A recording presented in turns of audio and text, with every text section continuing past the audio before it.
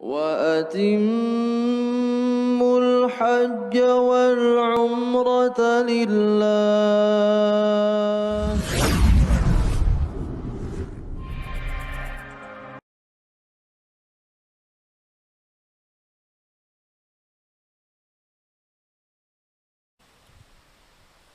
अल्हम्दुलिल्लाह, अल्लाह का बहुत बड़ा करम व एहसान है कि करोड़ों इंसानों में से अल्लाह ताला ने हमको हज के लिए मुंतखब फरमाया। ये बहुत बड़ा एहसान है। आप लोग हमेशा अल्लाह ताला से दुआ करें कि अल्लाह ताला हमारे इस सफ़र को कबूल करे और आसान करे। ये हज की नीयत में एक लफ्ज़ इजाफ़ा है, वो हज में ही है। आप नमाज रोज़ा जो भी नियत करते हैं, अल्लाह तो इसे कबूल फरमा, लेकिन हज की नियत में तू इसे कबूल फरमा और आसान फरमा। ये जोड़ा गया है आसान, क्योंकि हज आसान नहीं है, मुश्किल है। लेकिन मुश्किल इस माने में है कि हम उसको सही तरीके से संजीदगी के साथ लें। जैसा कि मौलाना ने बताया कि हज का मकसद क्या है। हम लोगों को आजकल, जो मैं पिछले 32 साल से देख रहा हूँ, इक्का दुक्का ही नज़र आते हैं मुझे जो हज के लिए आते हैं। नहीं तो बच्चों ने भेज दिया, पैसा बहुत है, लोग क्या कहेंगे, हमारे पास पैसा बहुत है, नहीं गए तो लोग क्या कहेंगे। हम लोगों के लिए नहीं हज कर रहे हैं, अल्लाह ताला के लिए हज कर रहे हैं। अल्लाह को राज़ी करने के लिए हम हज कर रहे हैं। ये मकसद होना चाहिए। अक्सर हमने देखा है कि हज करने के बाद, वापस आने के बाद जो हमारी ज़िंदगी पहले थी वैसी ही ज़िंदगी गुज़र रही है। हज का ये मकसद नहीं है। हज का मकसद तो ये है कि आपकी ज़िंदगी में इनकलाबी तब्दीली आए, पूरी ज़िंदगी आपकी बदल जाए हज से आने के बाद। जिस तरह से एक मिलिट्री मैन जब वह मिलिट्री में दाखिल होता है तो उसकी 6 महीने की ट्रेनिंग होती है। एक कलेक्टर बनता है तो उसकी 3 महीने 6 महीने की ट्रेनिंग होती है। तो ये अल्लाह ताला हमको ट्रेनिंग के लिए वहाँ बुला रहा है, ताकि हम जो है हज के मकसद को समझें। हज का मकसद क्या है? हज के मकसद में 4-6 चीज़ें बहुत अहम हैं। जैसे सबसे बड़ा मकसद है कुर्बानी। हम लोगों के लिए कुर्बानी दें, लोगों के लिए भला चाहें, लोगों के बारे में हम सोचें। कदम कदम पर जो है आपकी आजमाइश है, कदम कदम पर। लोग कहते हैं, और बड़े बुज़ुर्ग भी कहते थे, कि जिस तरह से पारस के ऊपर सोने को घसा जाता है और वो मालूम पड़ता है कितने कैरेट का सोना है, तो अल्लाह ताला वहाँ आपको इसलिए बुलाया है कि आपको परखना चाह रहा है अल्लाह ताला कि ये मेरा बंदा मेरे लिए क्या कर सकता है, क्या कुर्बानी दे सकता है, मेरे बंदों के लिए क्या सोचता है वो। तो आपकी कदम कदम पर वहाँ पर जो है आजमाइश है, इम्तिहान है आपका। मामूली मामूली चीज़ों में, जैसे आप एक कमरे में 4 लोग हैं, शेयरिंग कर रहे हैं। कोई कहता है मुझे एयर कंडीशन में नींद आती है, कोई कहता है मैंने कभी ज़िंदगी में एसी इस्तेमाल ही नहीं किया है। अब आपको कंप्रोमाइज़ करना है। कोई कहता है मुझे लाइट में नींद आती है, कोई कहता है मुझे लाइट में नींद ही नहीं आती, अंधेरा चाहिए। बसें आती हैं, कोई कहता है मैं सीट आगे की लूँगा, पीछे मैं बैठ नहीं सकता। कोई कहता है मुझे खिड़की के पास सीट चाहिए। तो हर जगह कदम कदम पर आजमाइश है। इसलिए क्योंकि हज मबरूर की जगह जन्नत है। जन्नत इतनी आसानी से नहीं मिलने वाली है आपको। एक बच्चे को आप अपने डॉक्टर बनाते हैं, इंजीनियर बनाते हैं, 16 साल उसके पीछे अपने ज़िंदगी भर लगा देते हैं। आप कमाई लगाते हैं, वक्त लगाते हैं, उसको समझाते हैं, बताते हैं। तो ये तो जन्नत है। हज मबरूर की जगह जन्नत है और अल्लाह ताला खुद देने वाले हैं। ये तो इतनी आसानी से नहीं मिलेगी। शैतान पूरा हावी रहता है आपके ऊपर, और उसको ये पता है कि अगर आज का आपका ये हज कबूल हो गया, हज मबरूर हो गया, तो मेरी ज़िंदगी भर की मेहनत तबाह हो गई। कदम कदम पर आपको पूरे ज़ोर और शोर के साथ आपके पीछे लगा हुआ रहता है। मैं तो अक्सर हज ट्रेनिंग कैंप में कहता हूँ, और तकरीबन मेरा ये 32 साल का तजुर्बा है, कि दुनिया में अगर सबसे ज़्यादा किसी को गुस्सा आता है तो वो एक हाजी को आता है, हालत एहराम में आता है और मक्का मुकरमा में आता है। सबसे ज़्यादा अगर, और देखा हूँ मैंने, छोटी छोटी बातों पर लड़ते हैं, और तकरीबन 90% मैंने देखा है कि मियाँ बीवी लड़ते हैं वहाँ। 90% मियाँ बीवी छोटी छोटी बातों पर लड़ाई होती है उनकी, आपस में बातें बंद हो जाती हैं उनकी। तो शैतान क्योंकि वो हावी रहता है, आपके पीछे लगा हुआ रहता है पूरे ज़ोर और शोर के साथ कि अगर ये बंदे का हज कबूल हो गया तो मेरी मेहनत तो ज़िंदगी भर बेकार हो गई, हज मबरूर की जन्नत है, ये तो जन्नत में चला जाएगा। तो आपको हर कदम पर कुर्बानी, और दूसरों के लिए क्या सोचते हैं आप। अल्लाह ताला पूरी दुनिया से लोगों को वहाँ बुला रहा है। 30 लाख, 35 लाख, 40 लाख की भीड़ होती है वहाँ पर। गोरे हैं, काले हैं, 5 फुट के हैं, 4 फुट के हैं, 6, 6.5 फुट के अफ्रीकन लोग हैं। उतनी भीड़ के अंदर आपको बर्दाश्त करना है। कोई धक्का मार देता है तवाफ़ करते वक्त, गिर जाते हैं हाजी, खून निकल जाता है, कभी नाक पे लगता है, कद छोटा होता है और मार दिया उसने तवाफ़ करते करते।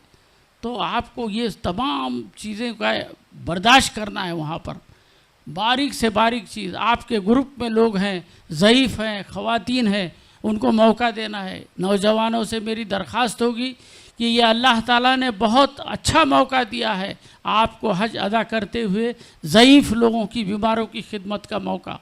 उनको पहले मौका दीजिए, उनको खाना ला कर दीजिए। ये बहुत बेहतरीन मौका अल्लाह ताला ने आपको अता किया है। तो मेरी नौजवानों से दरख्वास्त होगी कि वो औरतों की, ज़ईफ़ों की, बीमार हो गए हैं, उनकी मेहनत, उनके लिए कुर्बानी दें, उनकी खिदमत करें, और पूरे ग्रुप में एक ऐसा करें कि हम एक ख़ानदान के फ़र्द हैं। तो इंशाअल्लाह हमारे जो हज के अरकान हैं बहुत आसानी से अदा होंगे।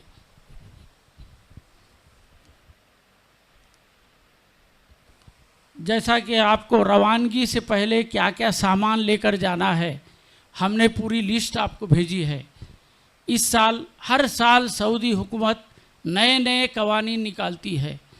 अब कल हमारा एक स्टाफ गया है, फुरकान नाम है उसका, और करीबन इंडिया से 4-5 ग्रुप रवाना हुए हैं। तो उन्होंने इस साल एक नया सिस्टम निकाला है कि पहले हम जिस बस में बैठते थे हज टर्मिनल पर, उसी बस में हमारा सामान जाया करता था। अब उन्होंने पूरा सामान वो ले लेते हैं और 6 घंटे 8 घंटे के बाद वो सामान आपके होटल में पहुंचता है। ये नया सिस्टम उन्होंने इस साल निकाला है।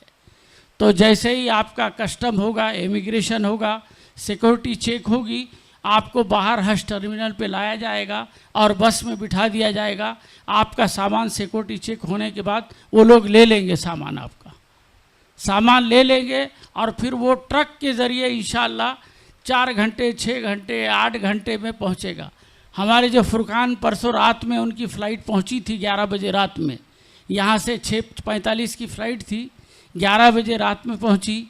करीबन मक्का रात 3 बजे पहुँचे। वो अकेले थे, वो उनके साथ दूसरा जो काफ़िला था वो बुरी लोगों का था पूरी फ़्लाइट के अंदर। तो उनका बैग वहाँ ले लिया गया, और कल रात में इशा की नमाज के बाद उनको बैग मिला है, यानी तकरीबन वो 16 या 18 घंटे के बाद।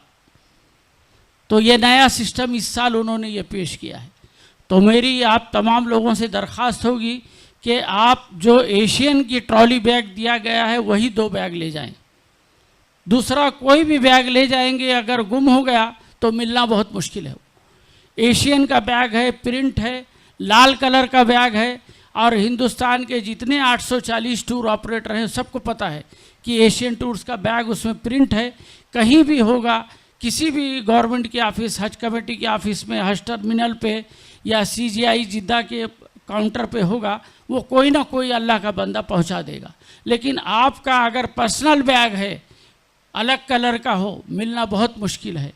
इसलिए जो एशियन के 2 ट्रॉली बैग है वही आप साथ में रखें आपके, और उस पर स्टिकर लगा दें। स्टिकर पे होटल का नाम लिख दें, रॉयल सफ़ा ऑर्चिड, और मोबाइल नंबर लिख दें उस पर। ये 2 चीज़ें, स्टिकर लगना बहुत ज़रूरी है।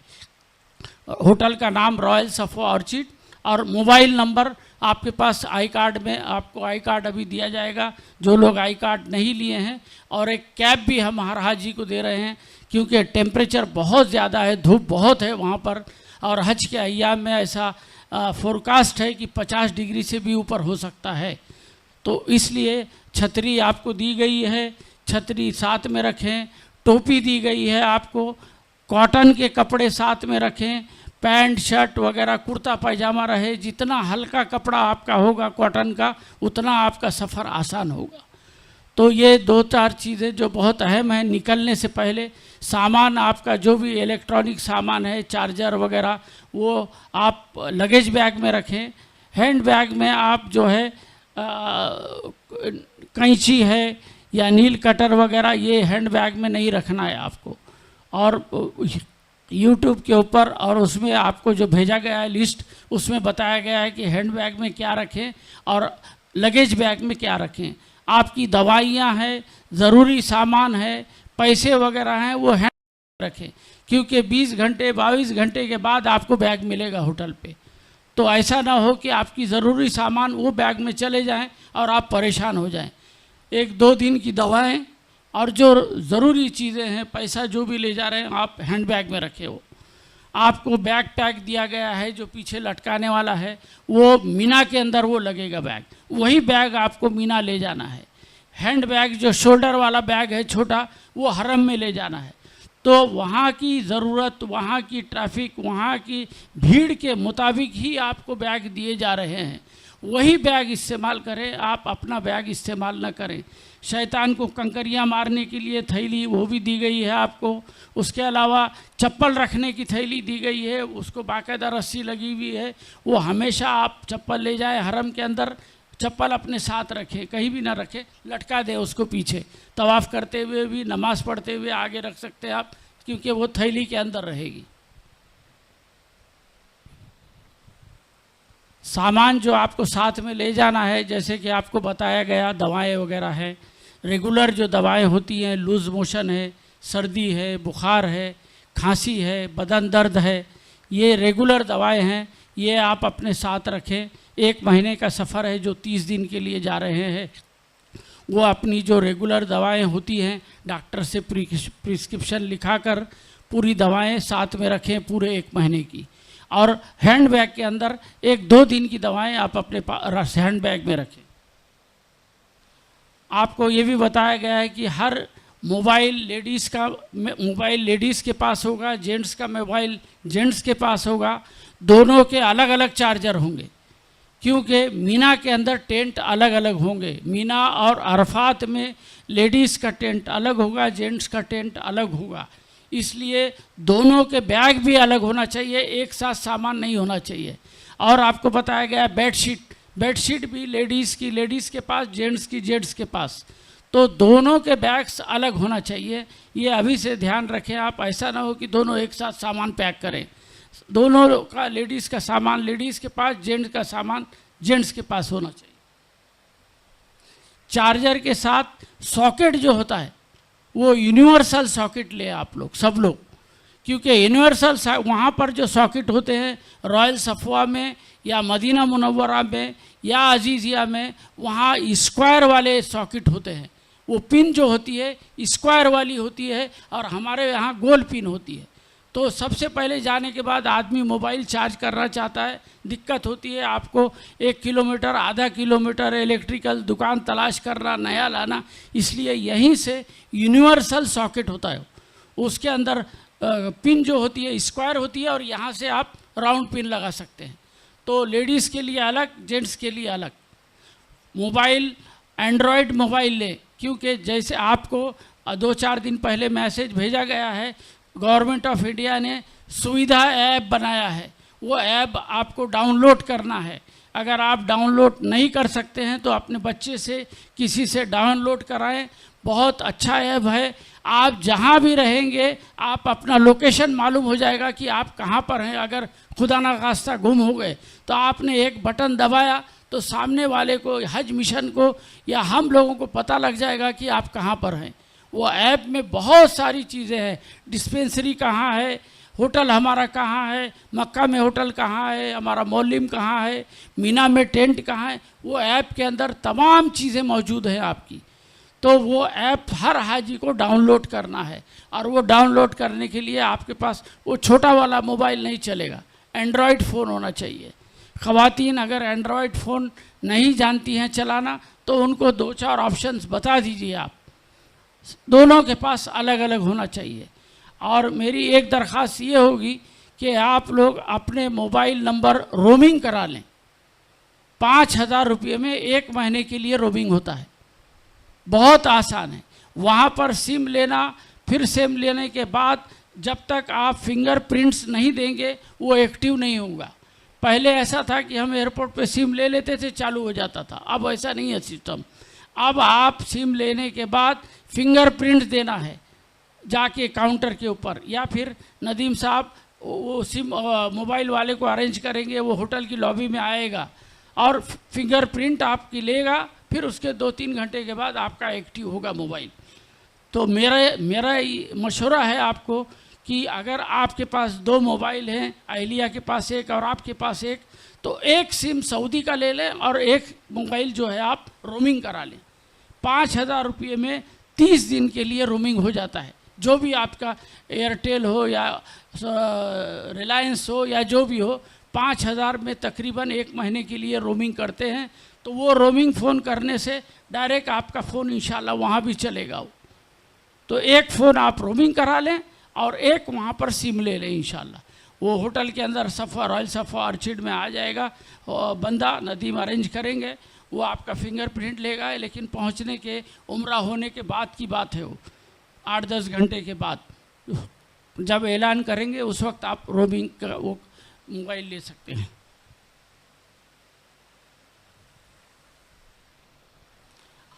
इस बीच आपके बहुत सारे सवालात होंगे, मैं चाहूँगा कि आप ज़्यादा से ज़्यादा सवालात करें, आप नोट डाउन करें उसको। जो भी चीज़ आपको पूछना है तो आप सवाल करेंगे तो इंशाल्लाह मैं जवाब दूंगा, तो पूरे लोगों को फ़ायदा होगा। मनासिक हज के ताल्लुक़ से भी आपको जो भी सवालात करना है, मुफ्ती साहब बैठे हुए हैं, आपको जवाब देंगे इंशाल्लाह। हज के मुतालिक, उम्रा के मुतालिक, तवाफ़ के मुतालिक, सही के मुतालिक, हज के 5 दिन के मुतालिक जो भी सवालात हैं, आपके जहन में कुछ कन्फ्यूज़न है तो आप वो सवालात पूछ सकते हैं इंशाल्लाह। और हज के मुतालिक टेक्निकल सफ़र है, वहाँ के होटल के मुतालिक वो जो भी सवाल है आपके, वो बेझिझक आप पूछें इंशाल्लाह, मैं जवाब दूँगा उसको।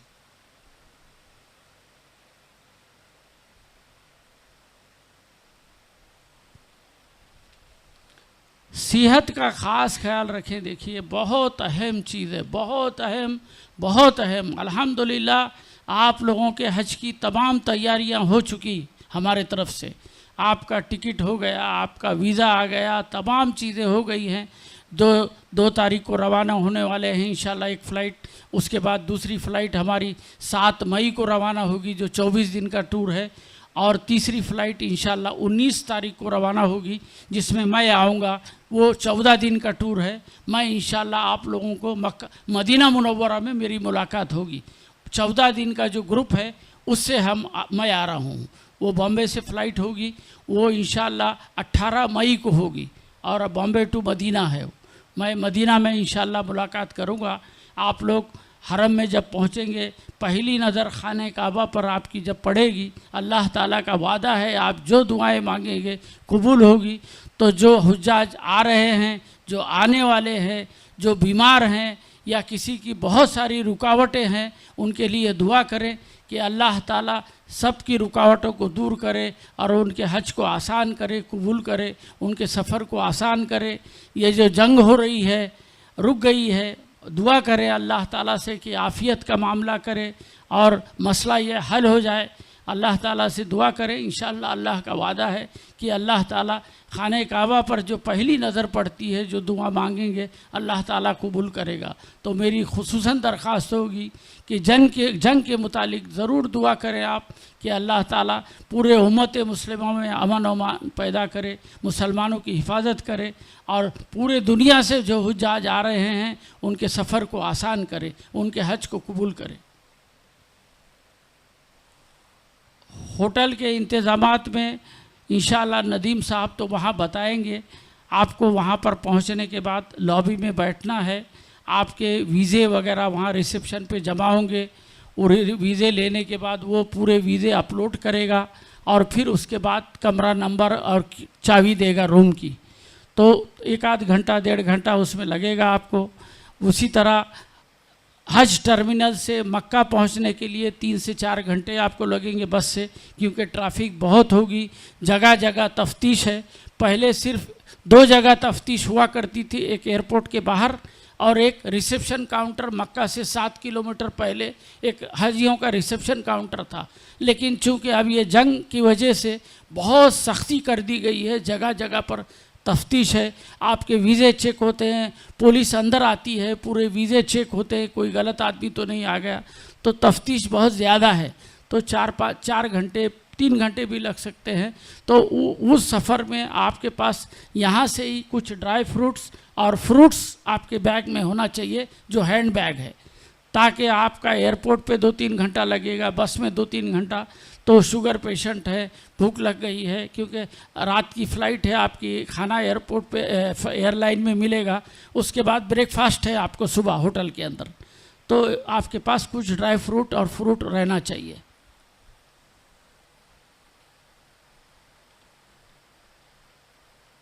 होटल के अंदर वाईफाई मौजूद है। जैसे ही आप रिसेप्शन पे पहुंचेंगे, बैठने के बाद वाईफाई ले ले, वहाँ पर नंबर लगा हुआ है, नहीं लगा हुआ है नदीम से पूछे या रिसेप्शन से पूछे, वाईफाई ले ले और वाईफाई का पासवर्ड और वो आप डालकर वाईफाई चालू कर दें तो आपका व्हाट्सअप चालू हो जाएगा। आपने जो पैक लिया है रोमिंग का, ज़्यादा उसको ऑफ रखें, इंटरनेट को, होटल का इंटरनेट इस्तेमाल कीजिए, इंटरनेट वाईफाई वो थोड़ा वो है, स्लो है, लेकिन कोशिश करिए कि होटल का ज़्यादा से ज़्यादा आप वाईफाई इस्तेमाल करें।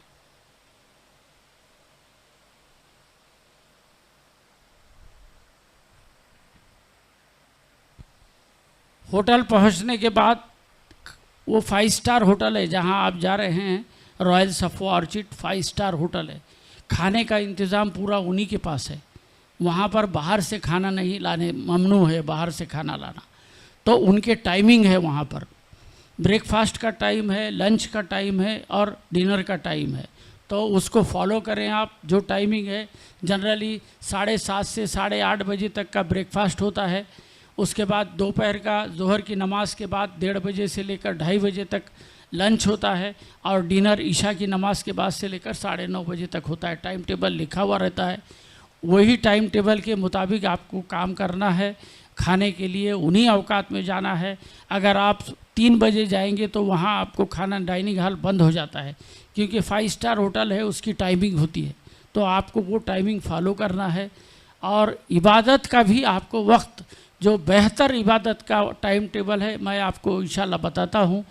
देखिए, वहाँ पर तहज्जुद की नमाज़ तकरीबन 3 बजे या 3:30 बजे अजान होती है, तो आप तहज्जुद में उठ जाइए।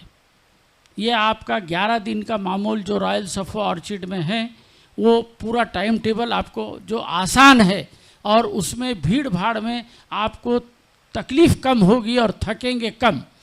तो तहज्जुद में आप जाइए। तहज्जुद में 3:30 बजे उठ के वज़ू वगैरह कर लीजिए और हरम में चले जाइए और फजर पढ़ के हर नमाज में, नमाज ख़त्म होने के बाद 15 मिनट बैठे रहिए आप। 15 मिनट के अंदर तकरीबन भीड़ छड़ जाती है और फिर आप वहाँ से निकलिए। हर नमाज के बाद 15 से 20 मिनट बैठिए, ख़वातीन भी और जेंट्स भी, क्योंकि अगर भीड़ में आप निकलेंगे तो थक जाएंगे आप। बहुत भीड़ होती है, बाहर निकलने तक आपको 15-20 मिनट हो जाते हैं और आप थक जाते हैं। तो 15-20 मिनट आप वहीं बैठ जाइए नमाज के बाद और फिर निकलिए। आइए, नाश्ता करिए, आराम करिए 2 घंटा 3 घंटा। 11:30 बजे वज़ू करके तैयार हो जाइए और ज़ोहर की नमाज़ को 11:30 बजे पहुंच जाइए, ताकि आसानी से बग़ैर भीड़ के आप हरम में दाखिल हो जाए और आपको अच्छी जगह मिल जाए। 1 नंबर गेट आपके होटल के सामने ही बाब अब्दुल अजीज़ है। 1 नंबर गेट, सबसे बड़ा गेट जो है वही गेट आपके होटल के सामने है। होटल के सामने जैसे ही नीचे उतरेंगे, बाथरूम नंबर 3 है, बड़े हुर्फों में लिखा हुआ है बाथरूम नंबर 3, और सफ़वा टावर लिखा हुआ है एकदम सामने। हरम से निकलेंगे गेट से बाहर आपका होटल है। और होटल से निकलेंगे बाहर तो 1 नंबर बाबा अब्दुल अजीज़ गेट, 2 चीज़ें याद रखिए, 3 नंबर बाथरूम बाबा अब्दुल अजीज़, ये 11 दिन 2 चीज़ें याद रखिए। 140 दरवाजे हैं हरम में, आपको 1 नंबर से ही निकलना है बाबा अब्दुल अजीज़ से। किसी दूसरे दरवाजे से निकल गए तो आप 1 आध घंटे के लिए भटक जाएंगी। ख़ास तौर से ख़वातीन दूसरे गेट से निकल गई तो वो दूसरी तरफ चली जाएंगी, उनको नज़र नहीं आएगा होटल, फिर ढूंढना पड़ेगा, पूछना पड़ेगा। हमेशा 1 नंबर गेट से बाहर निकलना है, बाब अब्दुल अजीज़, उस गेट का नाम है बाब अब्दुल अजीज़। बाब का मतलब गेट और अब्दुल अजीज़ गेट, 1 नंबर। किसी को भी पूछेंगे हरम के अंदर, पाकिस्तानी, बांग्लादेशी, यहाँ तक के यमनी, सूडानी, सब लोग बाब अब्दुल अजीज़ 1 नंबर बोलेंगे तो आपको रास्ता बता देंगे। उस गेट से निकलिए, सामने आपका होटल है।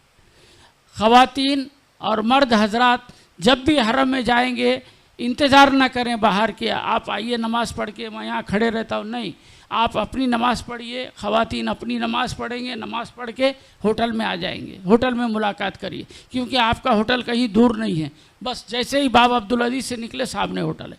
तो आपको बाहर इंतज़ार करना नहीं है, हरम के अंदर भी इंतज़ार नहीं करना। हाँ, भीड़ वगैरह नहीं है, आपका प्रोग्राम है कि असर में गए और इशा के बाद आना है तो आप मुलाकात कर सकते हैं, क्योंकि वहाँ ख़वातीन की नमाज़ अलग हिस्से में होती है और जेंट्स की नमाज़ अलग हिस्से में होती है। नमाज से पहले 15-20 मिनट पहले वो अलग अलग कर देते हैं, वहाँ के जो शुरता होते हैं, पुलिस लोग होते हैं, ख़वातीन को अलग कर देते हैं, मर्दों को अलग कर देते हैं।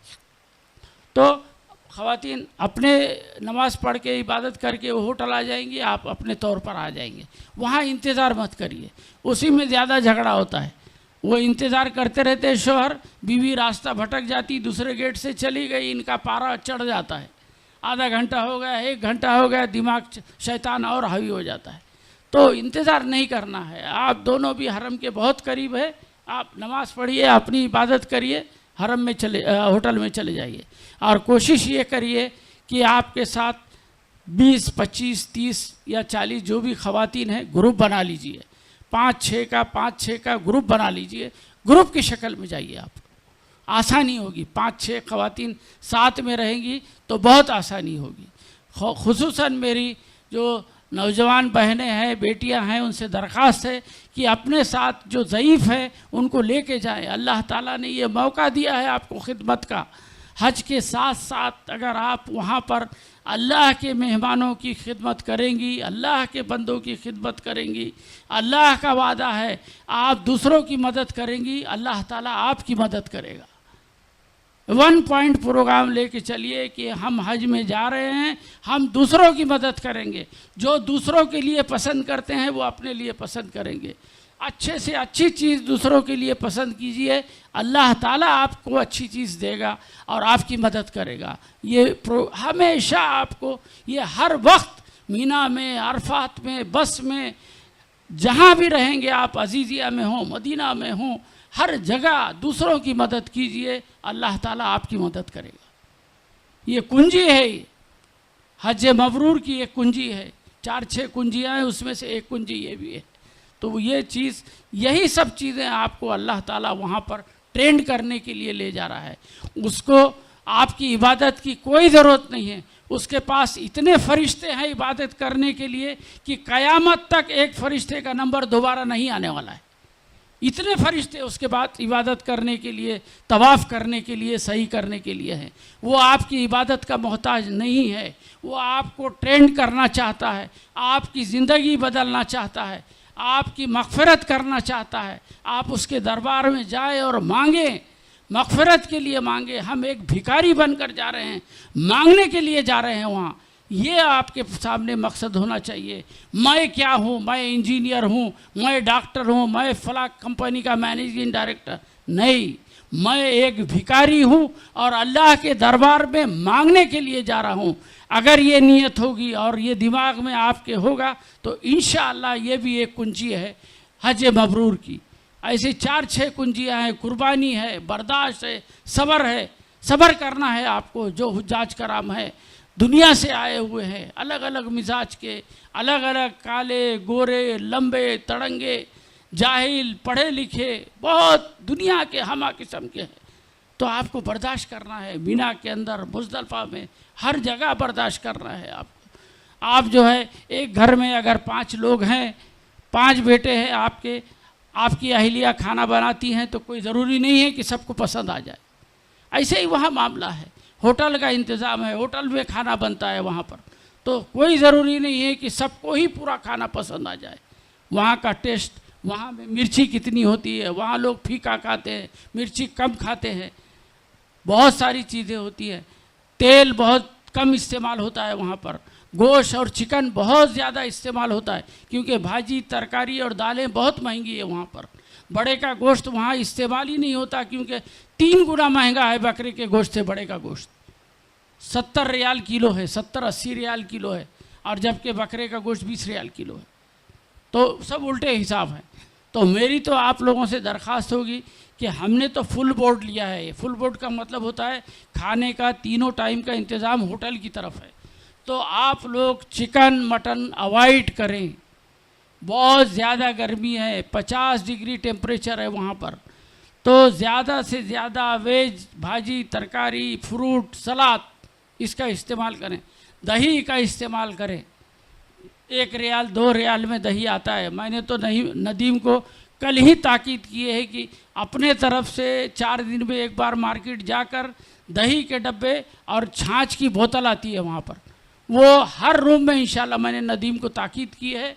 छाछ का ज़्यादा से ज़्यादा इस्तेमाल करें, दही का इस्तेमाल करें, कोल्ड ड्रिंक और ठंडा पानी अवॉइड करें। आप 90% जो लोग बीमार होते हैं, गला ख़राब होता है, खांसी होती है, उसकी सबसे बड़ी वजह होती है ठंडा पानी, क्योंकि 48-50 डिग्री टेम्परेचर होता है और बग़ैर ठंडे पानी से गला वो नहीं होता, खुश्की दूर नहीं होती है। आदमी चाहता है मैं ठंडा पानी पीऊँ, और जैसे ही ठंडा पानी पिएगा वो उसका गला पकड़ लेगा।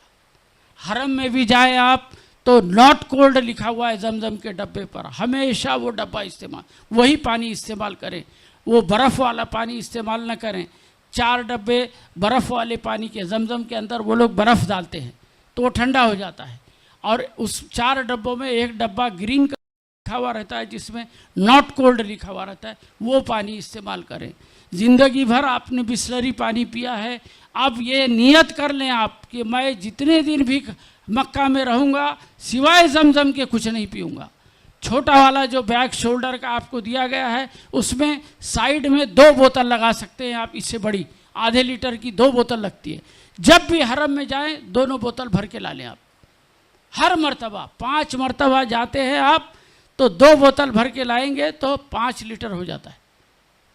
5 लीटर पानी नियत करें कि मैं 12 दिन रहूँगा मक्का मुकरमा में, जमजम के अलावा कुछ नहीं पीऊँगा, बिस्लरी ना पिए, और नॉट कोल्ड वाला पानी वो जमजम लाएं आप। इसका ख़ास ख्याल रखें। ख़वातीन भी जमजम जब भी जाए हरम में 2 बोतल आपके वो बैग में लगी हुई रहना चाहिए और हमेशा भर के लाइए। बिस्लरी पानी मत पीजिए वहाँ पे। ज़िंदगी भर आपने बिस्लरी पिया, जो भी फ़िल्टर पानी पिया, अल्लाह ने मौका दिया है आपको, और हम तरसते हैं यहाँ जमजम जमजम जमजम, और वहाँ पहुँचने के बाद अक्सर देखा गया है कि लोग जमजम नहीं पीते हैं, बिस्लरी पीते हैं। पता नहीं क्या बात है, शैतान उनको भड़काता है, क्या करते हैं। 90% लोग जो है वहाँ पर बिस्लरी पीते हैं, जबकि जमजम सामने है आपके। कहीं लंबा चौड़ा हज कमेटी की तरह 1 किलोमीटर 2 किलोमीटर या अजीज़िया नहीं जाना है आपको, हरम सामने है आपके। जब जाए जब 2 बोतल लेकर आए और नॉट कोल्ड वाला जमजम पिए। आपके रूम में मोबाइल फ़ोन लगा हुआ है, रूम सर्विस है, जो भी आपको दिक्कत है हर रोज़ वहाँ पर बेडशीट और टॉवेल वगैरह नया दिया जाता है। अगर वो वक्त पर नहीं आया फ्लोर पे तो आप उसमें नंबर है रूम सर्विस का, डायल करके 5 स्टार होटल है रॉयल सफ़ा ऑर्चिड, वहाँ डेली बेडशीट चेंज होगी और आपको साबुन, सोप और टॉवेल दिया जाएगा रोज़ाना। ये मक्का में भी, मदीना में भी है और मक्का में भी है। ये सहूलत अजीज़िया में नहीं है क्योंकि वहाँ अपार्टमेंट है।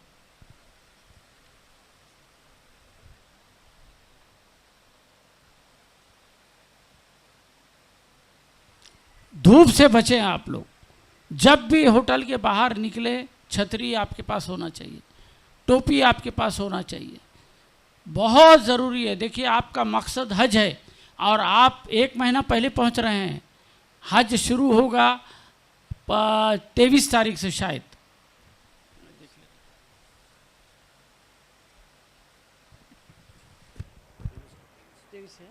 देखा 23 से 28 हज है। 23 तारीख 23 मई यानी 7 जिलहज को हम मीना के लिए रवाना होंगे अजीज़िया से। तो आपके पास बहुत वक्त है। तो इस वक्त में आप कम से कम थकिए, अपनी सेहत को संभालिए। जैसे कि मुफ्ती साहब ने कहा उम्रा एक करिए, आपको यहाँ से जाने के बाद एक उम्रा होगा। एक उम्रा इंशाअल्लाह आपको ताइफ रोड पे जो मस्जिद जाराना है, जहाँ से हुजूर सल्लल्लाहु अलैहि वसल्लम ने अपना पहला उम्रा किया था 100 किलोमीटर दूर, वो भी मौका मिलेगा। नदीम साहब बस के ज़रिए ले जाएंगे, पूरा ग्रुप एक साथ उम्रा करेगा। ये बड़ा उम्रा होगा, दूसरा उम्रा। और तीसरा उम्रा आपको मदीना मुनव्वरा से मिलने वाला है। 3 बड़े उम्रे आपको मिलने वाले हैं। तो मेरी दरख्वास्त ये आपसे होगी कि सबसे अफजल इबादत तवाफ़ है। 11 दिन जो मक्का मुकरमा में आप रह रहे हैं, जितना ज़्यादा हो सके तवाफ़ करिए। और तवाफ़ का वक्त, जैसे मैंने अब बीच में रुक गया था मैं, कि तहज्जुद में आप 3:30 बजे उठ के जाइए। फजर की नमाज़ पढ़ने के बाद 15 मिनट बैठने के बाद आइए, नाश्ता करिए, 2 घंटा आराम करिए, 2 से 3 घंटा आराम करिए। 11:30 बजे वज़ू वगैरह करके ज़ोहर की नमाज़ के लिए एक आधा घंटा 30-35 मिनट पहले चले जाइए। ज़ोहर की नमाज़ पढ़िए, 15 मिनट बैठिए, भीड़ जाने दीजिए। उसके बाद आप आइए, सीधा डाइनिंग हॉल में आइए। फ्लोर नंबर बता दिया जाएगा कौन से फ्लोर पर डाइनिंग हॉल है, क्योंकि रॉयल सफा ऑर्चिड में 3 या 4 डाइनिंग हॉल है। हमें कौन सा डाइनिंग हॉल अलॉट होता है वो वहाँ बताया जाएगा आपको। तो जैसे ही ज़ोहर की नमाज़ पढ़ेंगे आप सीधा डाइनिंग हॉल में आइए, खाना खाइए, खाना खा के अपने रूम में पहुँचिए, 2 घंटा आराम कीजिए, फिर 2 घंटा आराम कीजिए। टाइम टेबल बना लीजिए, आपका एक एक लम्हा कीमती है। मुफ्ती साहब ने बताया 1 रकात नमाज़ पढ़ेंगे 70,000 का सवाब है आपको। तो एक एक लम्हा आपका वहाँ कीमती है। 2 घंटा दोपहर में आराम कीजिए खाने के बाद, और 3 बजे 3:30 बजे के करीब अजान होती है, 3:35, 40 या 3:15। आप 3 बजे 15-20 मिनट पहले असर की नमाज़ के लिए निकलिए, और ऐसी तैयारी के साथ निकलिए कि सीधा ईशा के बाद आपको आना है। असर पढ़िए, उसके बाद अगर मौसम अच्छा लग रहा है आपको, धूप ज़्यादा नहीं है, तवाफ़ करिए आप। उसके बाद नफिल नमाज का वक्त है, पढ़ लीजिए। मगरिब पढ़िए, मगरिब के बाद मौसम ठंडा हो जाता है, तवाफ़ करिए मगरिब ईशा के दरमियान। ईशा की नमाज के बाद एक 15-20 मिनट बैठिए आप, भीड़ छटने दीजिए। उसके बाद आइए, खाना खाइए, डायरेक्ट डाइनिंग हॉल में आकर खाना खाने के बाद 10 बजे सो जाइए। अगर 10 बजे रात में आप सोएंगे तो तहज्जुद में उठेंगे 3 बजे, नींद पूरी होगी, इबादत बेहतरीन होगी, कम थकेंगे। तो आपका ये टाइम टेबल होना चाहिए।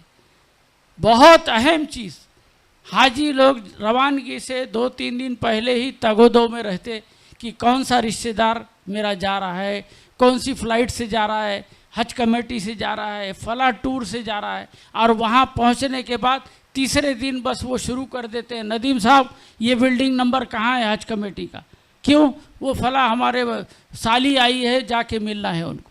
तो पता लगा वो गए और 6 घंटा घूम फिर कर थका कर वापस आ गए 50 डिग्री टेम्परेचर में। तो अल्लाह के लिए ज़िंदगी भर मुलाकात की आपने, वहाँ तो आप अल्लाह को राज़ी करने के लिए जा रहे हैं। आपका एक एक लम्हा कीमती है।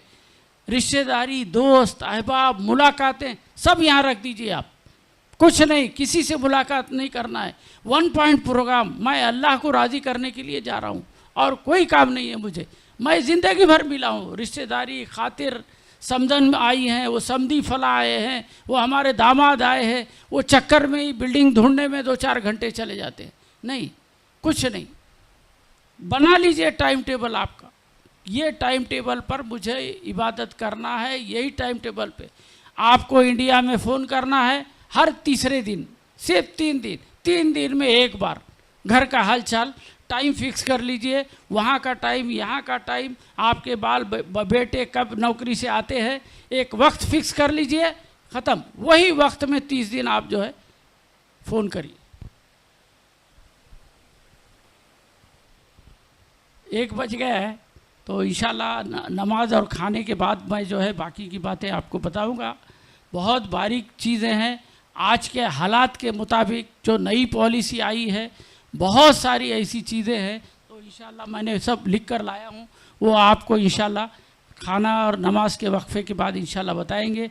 नीचे 1:15 बजे नमाज है, नीचे मस्जिद है, जेंट्स लोग मस्जिद में नमाज पढ़ सकते हैं। एक बात जहन में रहे कि पहले ये होता था कि हुज्जाज अपनी क़ुरबानी करते थे या टूर वाले उनकी क़ुरबानी कराते थे। इस साल से ये किया गया है कि ख़ुद गवर्नमेंट के पास पैसा जमा होंगे, वो लोग हज करेंगे, हमारे पास वो लोग क़ुरबानी करेंगे, हम क़ुरबानी नहीं करेंगे, टूर वाले नहीं करेंगे। तो इसमें यह है कि हमारे पास तरतीब वाजिब थी और है भी, जैसे पहले कंकर मारे जाएंगे, फिर क़ुरबानी होंगी, फिर बाल काटे जाएंगे।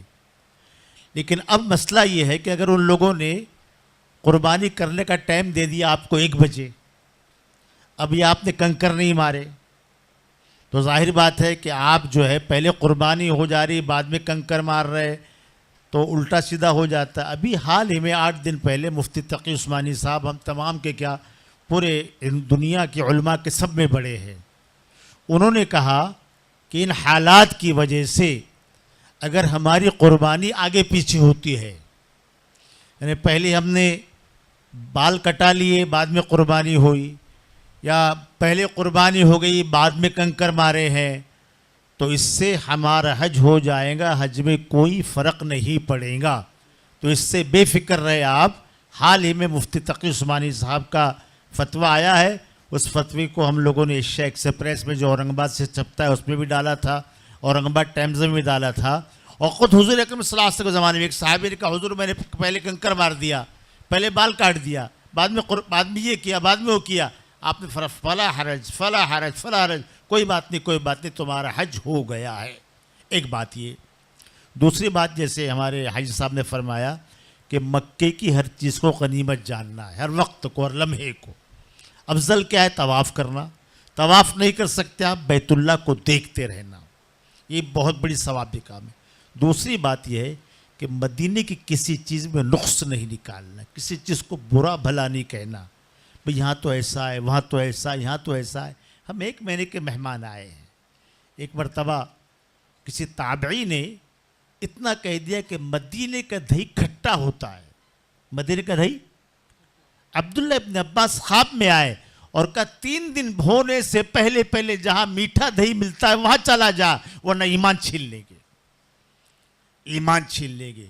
और देखो एक बात यह है कि भाई साहब ने कहा कि मियाँ बीवी होते हैं, दोस्तों के होते हैं, ये तो कुरान ने खुद कहा है, अल हज अशहुरुम मालूमात फहज फिल में फला रफस वला जुदा फिल हज, कि हज में झगड़ा मत करो, मतलब झगड़ा होगा, इसलिए कुरान ने कहा है। अगर झगड़ा नहीं होता तो कुरान नहीं कहता था। तो होता है, बाज़ औक़ात तलाक तक नौबत आ जाती है। हाँ, तलाक तक बाज़ औक़ात दे भी देते हैं वहाँ पर, इसलिए जलाल है वहाँ पर आ गया तो बहुत गुस्से में आता है। लिहाजा इससे बचना है, इबादत में लगे रहो इंशाअल्लाह। और तीसरी बात यह है, एक होता है दुआ करना, एक है दुआ मांगना। दुआ करना नहीं, मांगना है। भिखारी कैसा करता है? मांगता है। आप गाड़ी चला रहे, शीशे के पास आ जाता है, धक धक धक धक, वो मांगता है। बस एक बात सुना के ख़त्म कर रहा हूँ। एक साहब थे नाबीना, वो दुआ कर रहे थे, अल्लाह मेरी आंखें दे, मेरी आंखें दे। हज्जाज बिन यूसुफ बड़ा जालिम आदमी था, उसके 3 चक्कर हो गए थे। उसने ये अंधे की आवाज़ सुनी, वहाँ पहुँचा, कहो अंधे मैं हज्जाज हूँ, मेरे 4 चक्कर बाकी है, 4 चक्कर होने तक तेरी आंखें वापस नहीं, गर्दन उड़ा दूंगा। अब उसने बोले यार पहले आँख का मसला, तब तो जिंदगी का मसला है। अब उसने दुआ मांगना शुरू किया, अल्लाह मेरी आंखें लौटा, मेरी आंखें लौटा, मेरी आंखें लौटा। हज्जाज वापस आया, तवाफ पूरा हो गया, कंधे दिख रहा? क्या दिख रहा? कल पहले 3 चक्करों में तो दुआ कर रहा था, जब मैंने धमकी दिया तूने दुआ मांगना शुरू किया। तो दुआ करना जुबान से होता है और दुआ मांगना कहाँ से होता है? अंदर से दुआ करें हम। अल्लाह आप तमाम की, हम तमाम की, वहाँ की तमाम इबादतों को, दुआओं को कबूल फरमाए। अभी ज़ोहर की नमाज होगी, उसके बाद खाना होगा इंशाअल्लाह। ख़वातीन की नमाज पीछे होगी, बाथरूम आगे है, यहाँ पीछे लेडीज़ का अलग है, जेंट्स का अलग है। आप लोग नीचे भी वज़ू कर सकते हैं, यहाँ भी कर सकते हैं। नीचे 1:15 बजे जमात है। وأتموا الحج والعمرة لله